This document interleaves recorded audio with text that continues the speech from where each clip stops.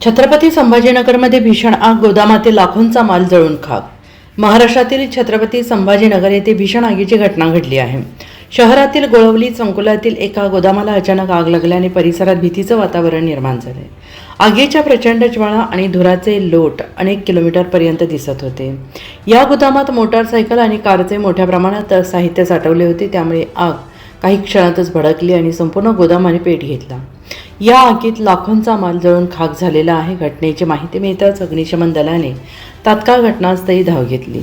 संभाजीनगर महापालिकेच्या 8 आणि MIDCच्या 2 अशा एकूण 10 अग्निशमन गाड्यांनी मिळून आग विझवण्याचे काम हाती घेतले। सुमारे 2 तासांच्या अथक प्रयत्नानंतर आगीवर पूर्णपणे नियंत्रण मिळवण्यात यश मिळाले।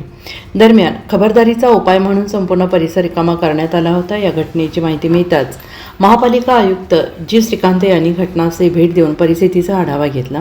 या दुर्घटनेत कोणतीही जीवितहानी झाली नसल्याने मोठा दिलासा मिळाला आहे।